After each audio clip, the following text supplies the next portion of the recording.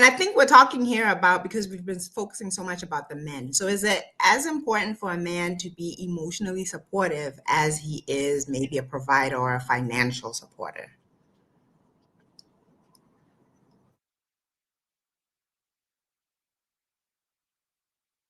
You have to say yes. You definitely want somebody who's emotional intelligence, you know. I never forget, I met the Black Bull of Wall Street. This guy, the love of my 30s. Oh, I'll tell you a little bit. See, and the Black Bull of Wall Street, and he told me he would not date me because he said I have zero emotional intelligence. But do you want to be my lawyer? True story. Yeah.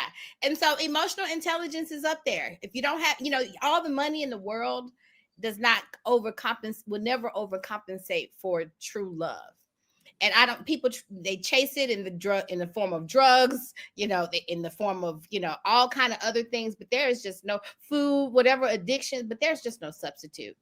And so you're right. There is this big concern on men just being, just providing money. But I think that's because a lot of women have kind of given up on love.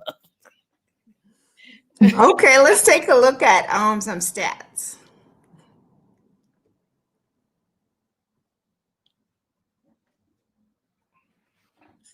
In the US, 65% of men see themselves as primary providers in their household. 65%.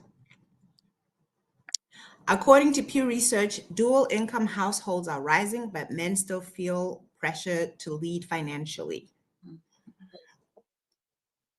Social media posts criticizing men for providing often go viral, reflecting a tension between traditional and modern expectations. Studies show that financial pressure is the number one reason new businesses close early. So I'm going to put this out there. I always put it out there when I get the opportunity. Okay. If you come to my house where I live with my husband and my kids, or our kids, and you find the house filthy and you leave, I can bet you, if you're a woman and you're talking to other women, you're not going to say, wow, that man is filthy. No, you're going to say that woman is filthy, because there's an underlying expectation that the keeper of the home is the woman. And the same thing applies to men. If they're in a financial crisis, even if they're a two income household, most of the eyes are looking at the man like, whoa, you better handle your business. Okay. So I don't think we can ever escape the fact that society or perceptions or whatever, that those exist in their underlying, no matter how modern we think we are. But I'll let you weigh in on that, Dr. Alicia. Is emotional support as important as financial, do you think?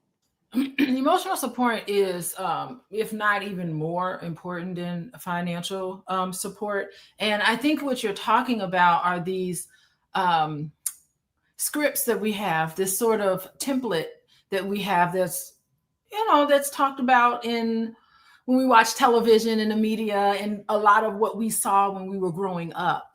And in our own households, we saw the women taking on these more traditional roles in the household, and men taking on, doing the yard work and some of the literally heavy lifting in the household. That's sort of the model that we saw growing up.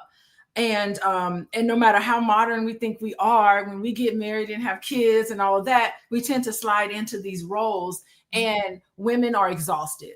So because of that, and I think because it's because of economic challenges, women are working inside, outside of the home. Even if it's remotely, it's still outside of the home. And so now it's getting to the point where we're going to have to rethink this sort of thing, and to run your household as a team. It's a teamwork that really makes it work. Everybody contributes. Everybody picks up behind themselves. Everybody can cook. Everybody can clean. Everybody